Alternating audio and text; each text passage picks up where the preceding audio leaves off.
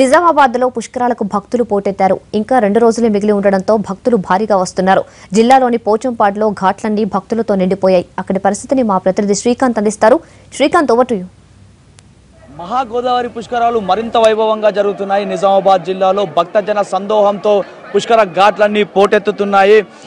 మొత్తం జిల్లాలో 18 పుష్కర ఘాట్ల వద్ద కూడా పెద్ద సంఖ్యలో భక్తులు తరలివస్తూ పుణ్యస్నానాలు ఆచరిస్తున్నారు. ఇక 2 రోజు పుణ్యస్నానాలు ఆచరిస్తున్నారు. ఇక ఒక రోజు మిగిలి ఉండడంతో భక్తుల తాకిడి పెద్ద సంఖ్యలో పెరిగింది. జిల్లాలోని ప్రతి ఘాట్ వద్ద భక్తులు కిటకిటలాడుతున్న పరిస్థితిని మనం చూస్తున్నాం.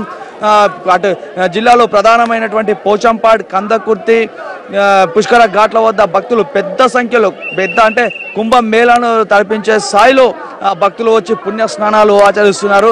144 ఏళ్లకోసారి వచ్చే ఈ పుష్కర పుణ్య స్నానాలను సెంటిమెంట్ను తీసుకొని ఇక్కడ భక్తులు పెద్ద సంఖ్యలో వచ్చి పుణ్య స్నానాలు ఆచరిస్తున్నారు. కొంతమంది భక్తులు ఉన్నారు, వారితో మాట్లాడే ప్రయత్నం చేద్దాం. సార్ చెప్పండి, ఎక్కడి నుంచి వచ్చారు, ఎలా ఉంది పుష్కర స్నానం? నుంచి వచ్చామండి, హైదరాబాద్ నుంచి వచ్చాము మేము.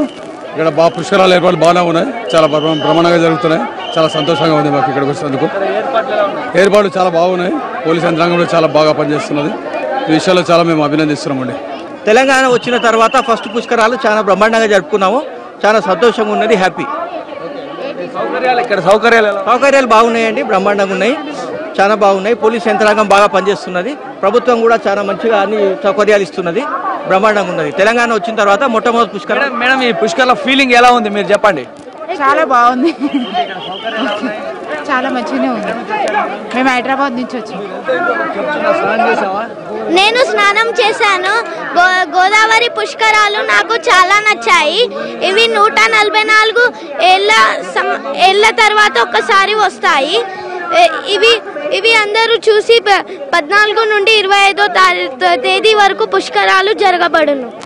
పూర్తి స్థాయిలో భక్తులు పెద్ద సంఖ్యలో రావడం, అలాగే నిజామాబాద్ తెలంగాణ జిల్లాల నుంచే కాకుండా ఇతర రాష్ట్రాలు మహారాష్ట్ర, కర్ణాటక, అలాగే మన పొరుగు రాష్ట్ర ఆంధ్రప్రదేశ్ నుంచి కూడా తెలుగు రాష్ట్రం నుంచి కూడా పెద్ద సంఖ్యలో భక్తులు తరలి వస్తుండడం ఇక్కడ కోలాహలం నెలకొంది.